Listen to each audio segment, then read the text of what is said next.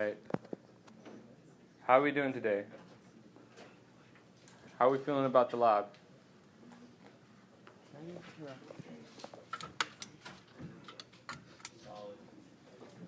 Okay. Okay. Hang on a second. Let me just miss. Okay. I think that's a little bit better. No? Maybe not for the recording. Okay. So today is your quote-unquote midterm. I know, what? Don't worry about it. It's hopefully not going to be too long of an assignment. It's going to be divided up into two parts. So today, you're going to be working on launching your own ICO.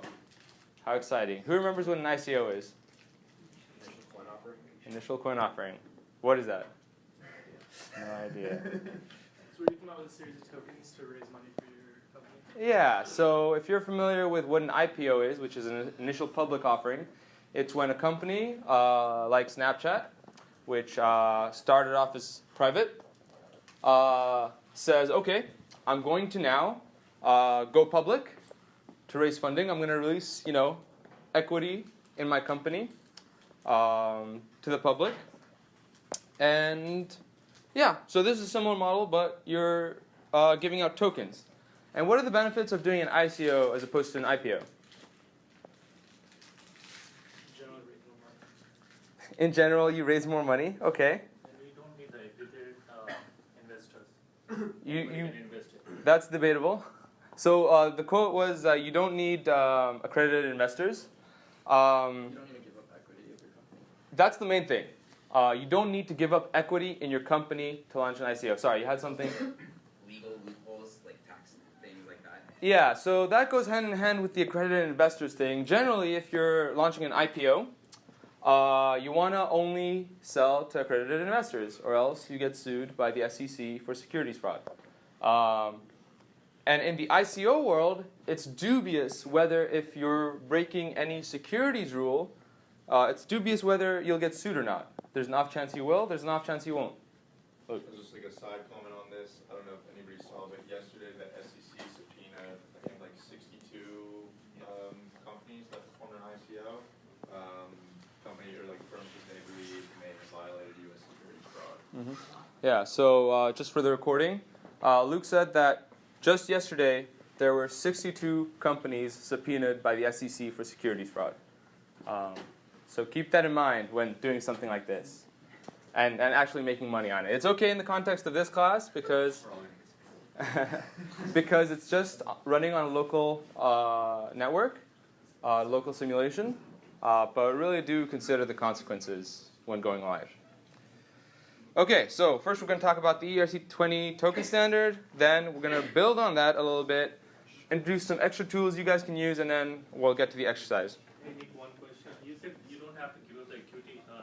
So as I understood, like if you're valuing your startup of like 1,000 token, and out of 1,000 token, you're plus 100%. If somebody is having 500, that means he got 50% equity of the company, is it? No, that's not true. So legally, tokens don't mean anything in terms of ownership of your company, unless you tie them by some legal documentation to ownership of your company. And I don't even know if you can do that.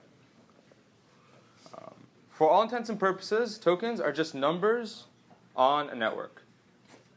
Anyway, so ERC20 standard. We talked about this a little bit last time. What is the ERC20 token standard?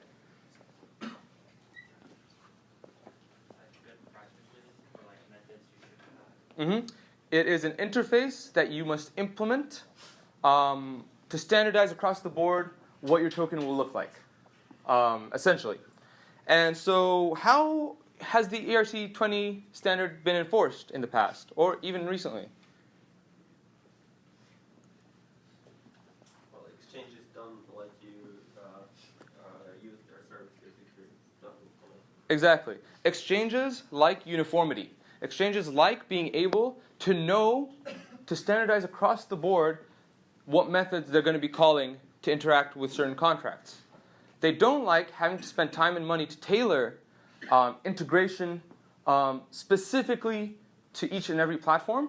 And because there are hundreds upon hundreds of platforms out there right now, to make it easy, just use this standard and you'll be able to integrate very, very easily. Okay, so a little bit of background. The standard was posted as a form of an ERC. An ERC is an Ethereum request for comments, which is a subset of EIPs, which are Ethereum improvement proposals. And the way this happens is that they go on GitHub, right? Everything happens on GitHub. We keep talking about how the space is very, very inclined towards open sourcing, right? And so community members can propose their own ERC, which you guys should try doing. Okay, so ERC20, this was launched in 2015, and this was the 20th ERC, right? Wow, we're somewhere up like in the latest one I saw was probably in the 800s or 900s off the top of my head. It might have been past that now. Okay, and it sought to correct this problem of tokens just getting lost, like interacting with tokens on the platform and then just losing them, not being able to retrieve them anymore. So you can see where this need for uniformity comes from, and then you can also go and check out the original issue and an implementation of the standard through there. So what does the standard look like in terms of code? It defines a set of methods. So these aren't actually, this is an interface. Who's taken 61B? What is an interface? Whoa, hands up. Roham, yeah. It's basically, it's something that basically tells like your other classes what kind of functions needs to declare. Mm-hmm. If a class, let's say it's implementing a specific interface, it has to have a definition for all those functions that are basically defined as headers in the interface. Exactly. So if I'm a class, or another contract in this case, and I'm implementing this interface contract, then I have to have a method called total supply, which is the first one. But not just that. That method has to be constant, and it has to return a uint 256. Same goes for each and every one of those. And you can go through them in your own time. There's a more in-depth explanation with comments and of what each one does. But one thing I want to add, or two things I want to add before moving on from the ERC20, is that there are sometimes these extra things that you need to add in, like the constructor, or like a mapping called balances to keep track of everybody's balances, that are not generally included in the native ERC20, but like are assumed to be in there. So keep that in mind. Don't let that confuse you. And then the second point is that a lot of people get confused between transfer and transfer from. Does anybody want to point out the difference? Okay, easy question. What is transfer? What does transfer do? In the back. You're sending money to an contract. Yeah. So you own 100 tokens on this contract, and you want to send 50 of those tokens to somebody else. You specify to the contract that I want to send 50 tokens to that address. The contract checks that you own that amount of tokens, deducts them from your balance, and then sends them. So that it increments the destination user's balance by 50 tokens. Cool. So then what could transfer from be? It allows you to specify which address you want to transfer funds from. The transfer one assumes that the transfer from, or well, the address you're transferring from is your address. Huh. Okay. I think you're saying the right thing. I'm just maybe, yeah. So transfer from means you can specify a destination address to send tokens to, but also a source address to take the tokens from that address. And that address could not be your own address. It could be somebody else's address. So how could you allow to do that? How could you be allowed to take tokens from somebody else's address and give them to another address, maybe even your own address? So that happens with approve, or with allowed, right? So that happens with allowed, and exactly how that happens we're going to go through right now. But the other thing I want to talk about is why would you want to do that?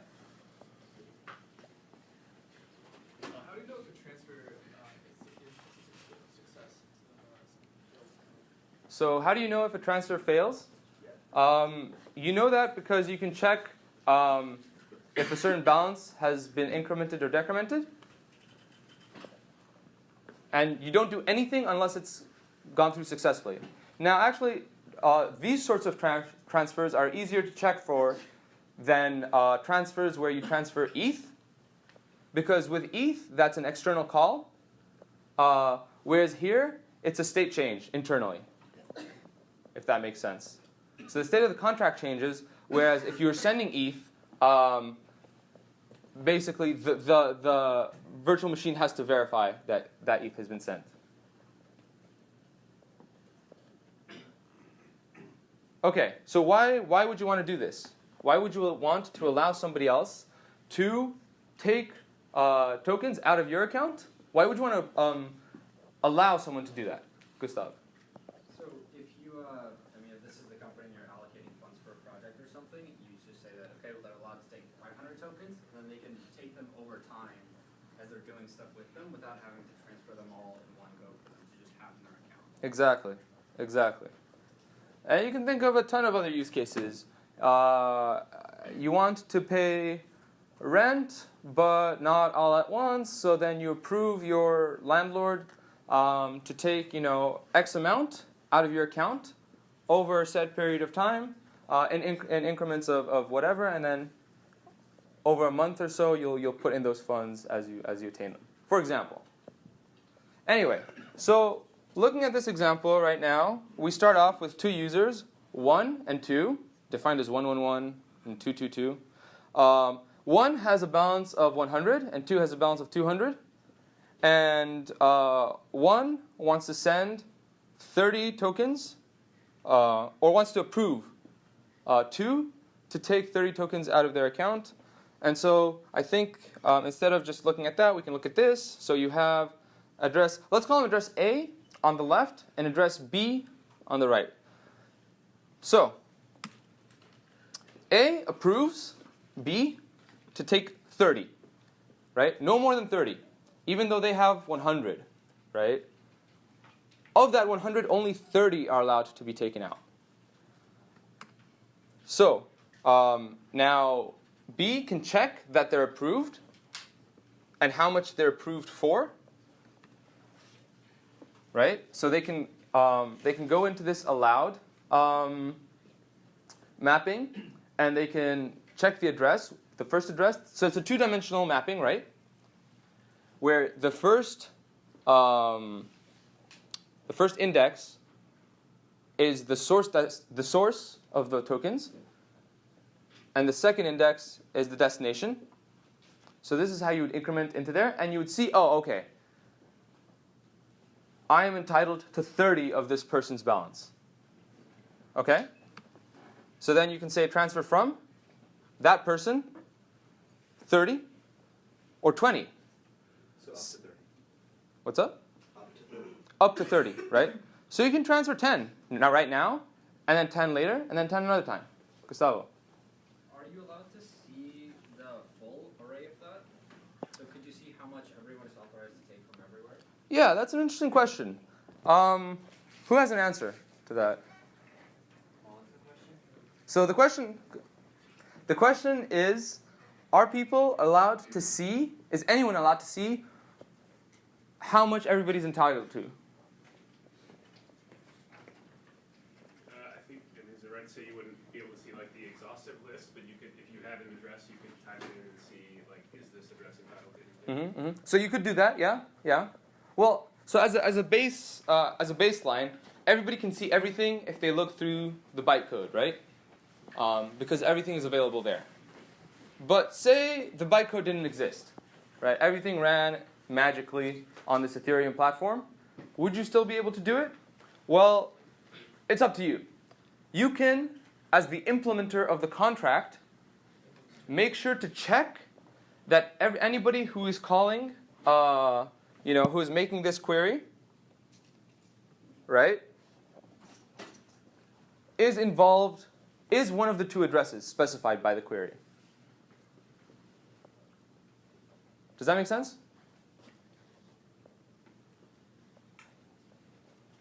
When Okay. you allow where does it go? It stays somewhere, or if I later decide I want to take it back, can I do that? So all state changes are permanent. To answer your latter question, if somebody takes the tokens from you after you've given them permission, then you cannot get them back. But before that? So before that, what you can do is you can, as the implementer of the contract, add in that functionality to allow for that. As long as you adhere to the ERC20 specification, you can add in any additional functionality you want. Okay, so quick demo. You can actually go to Etherscan and check for every single ERC20 compliant token. And furthermore, you can go ahead and click on them. So right now we're going to click on EOS. Already got it loaded up. And what you can do is you can see every single transaction that people are doing with EOS. Now furthermore, you can also read EOS's smart contract. So you can go here and read up about, okay, this is the amount of tokens that were deployed to the network. You can even see how reputable it is so far, the amounts of decimal places. And so, wait a minute. Like, a lot of this stuff, so like name and decimals, those weren't specified in ERC20. And we'll get to what those are in a second. But if this isn't enough for you, you can then go and actually look at the source code. And you'll notice that EOS has actually imported dstoken/token.sol. Oh, of course. Which is just a simple implementation of ERC20 anyway. And so you can see that now, okay, now we're sure that this fulfills that compliance requirement. Some other cool stuff is you can go to Token Factory and hook up your MetaMask and actually create your own token. So do that in your own time. We're not going to do it today. But building on ERC20, so we mentioned that as long as you comply with ERC20, you're free to do whatever you want, to extend the functionality to, be whatever. And actually, that's been happening, and that's been happening a lot. There's a reason why tokens have unique identities, right? It's the reason why EOS is EOS and not just some generic ERC20 standard compliant token, right? Because they implement their own protocols on top of the ERC20 requirement. And so one such additional standard is called the human standard, and that's a standard by which we add in a human readable name, a symbol, and some decimal places. And that lets us specify with a little bit more granularity what our token is going to look like.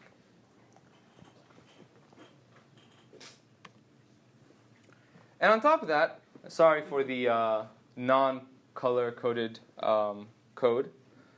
On top of that, you can add in additional functionality. You can add in methods to mint tokens, right? To create new tokens from nothing. You can add in the ability to freeze accounts. You can add in the ability to set prices, to buy and sell, right? So this is really up to you, again, as the token implementer, to take initiative and make your token your own. Add your own flair and personality to it. Now, there are, of course, other ERCs that have been proposed to build on top of the ERC20 specification. And as always, you can see examples in the links there. So ERC 223. It aimed to fix some major flaws. And what were these flaws? Well, the flaws were that we still had this problem that a lot of the time, receiving contracts couldn't deal with tokens. Right? So what do I mean by receiving contracts? Because, remember, tokens are on a single contract, right? Where that keeps track of everybody's balances. They're not actually something physical that you can move around, right, from contract to contract. So what do I mean by this? That's a question for you guys. What does it mean for a token to get trapped in a contract? Means you cannot convert to any another token if you value in another contract. But what does it mean in code? You have no way of like getting it back or doing anything with it. Yeah, but you have to. I'm really trying to press the idea that what does getting it back mean? Because the token doesn't go anywhere. If value is decremented from one account, it's incremented in another account, right? It doesn't leave the contract because it can't. Because tokens are not real, right? They're just numbers on a contract, on one contract. So in the back there. Like being able to send the token out of the contract itself, being able to transfer it out. Sorry? Like being able to like transfer out the token from. Yeah. So the answer is that you transfer the token, so you move ownership of the token to an address that has no way of dealing with that ownership. Does that make sense? Within that contract itself you're talking about? Yes. So you have one contract, and that contract manages everybody's balances and who owns what. And you say, okay, I'm going to send this token now to address dead beef, right? Which may not exist, or may be a contract that does something entirely different, and has no way of implementing transfer. If the destination contract doesn't have a way of implementing transfer, of calling transfer to the original contract, then it has no way of moving its tokens around. So tokens get stuck there. Destination address or destination contract? Either or. I mean, destination contract address or destination user address. Okay, and that's what ERC 223 tries to fix. And it tries to fix that by, it adds a lot of stuff, but these are the two important methods, transfer and token fallback. And token fallback reverts changes if it sees that tokens are being sent and the contract is not dealt with. The tokens are not dealt with. And just to give you an idea of how prolific this issue is, there are some numbers there that you can check out. Okay. So what does actually token fallback check in the destination address, whether it is really a valid address or it has a function we can accept it, or what does it really detect? Yeah, so it detects if the contract is able to manipulate the tokens, and you can read more about it if you go to the actual ERC. It's very in depth and very enlightening. Okay, so ERC 721. What is this about? Does anybody know what's on screen over there on the left? CryptoKitties. And a few other things. I'll get to that in a second. Who owns a CryptoKitty? Just out of curiosity. Oh, nobody. Not a good investment? Do you own any? I don't, unfortunately. So everyone at Blockchain at Berkeley, when their marketing campaign first launched, we all got emails saying, CryptoKitties, they're amazing, buy into them. We were all like, what is going on here? Like, what is this? When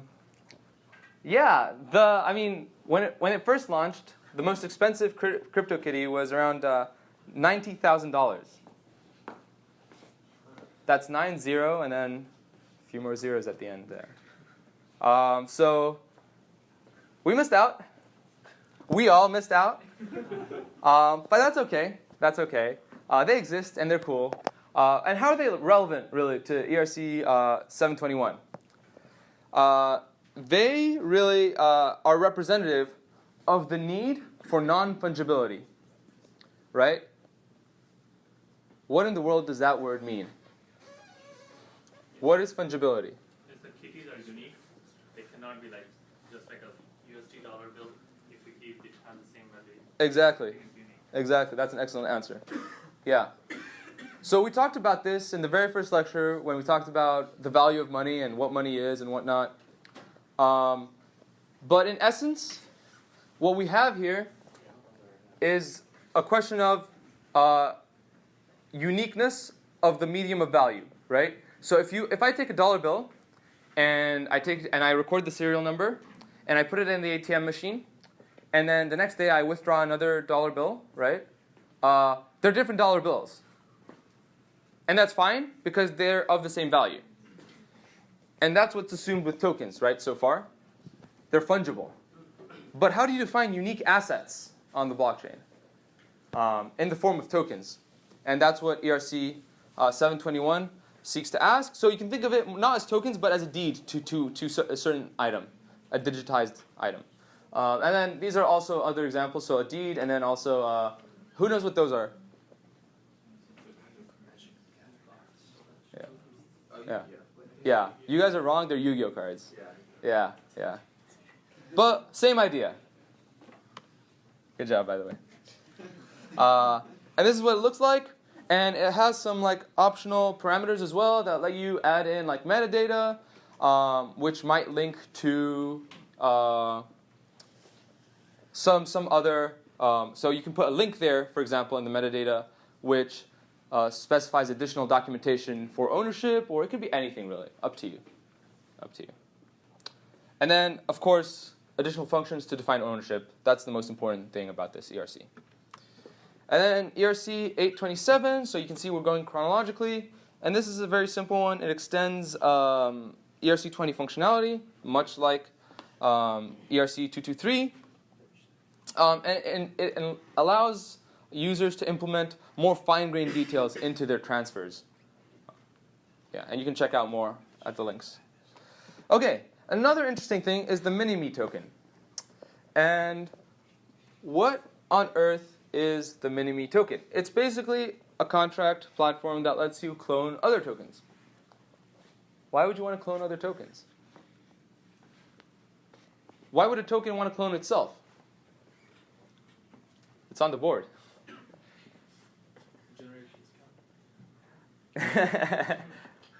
Yeah, okay, so say you own, let's go through this. You have an ICO, year 0, you launch ICO. Year 1, you want your community to vote on something related to the ICO, right? To the direction your company takes. And you want the votes to be proportional to the ownership. So if somebody owns 100 tokens, they have 100 votes. Right? Or they have more voting power than somebody who owns 50 tokens. Make sense? So what you do is, because you don't want them spending those precious tokens voting. So you clone the token with the same distribution of ownership that everybody else has. And you say, okay, these are duplicates. You can just use these for voting now. And so there's no confusion. They're not missable. You can't forge you can't get these duplicates and say, oh, look, these are part of the batch of the original tokens, because it's a different contract. Anyway, so very, very useful. And this is what it looks like. Most notably, I think most interestingly is snapshot block, that parameter. And what snapshot block does is, because ownership changes, right, all the time, this person sends to that person, sends to, some other person. So what distribution of tokens do you want to choose? Do you want to choose a distribution from at the very start with your initial investors? Or do you want to choose a distribution a little bit later on where ownership of the tokens is a little bit more spread out? Is there anything that's confusing so far? Awesome. So extra tools, really, there's just one. Open Zeppelin. This tool is very, very useful. It's basically a framework. You can install it. And it gives you a template, a framework, right, to build your contracts on top of. So for example, Safe Math gives you math arithmetic functionality that is overflow and underflow safe. So you don't need to implement your own security. It comes built in. You just use that as an abstraction. Very cool, right? And so Open Zeppelin also comes with a token sale and token templates that you can use. And actually, it's so prolific and so useful that a lot of other companies have taken to actually using it in their official token sales, right?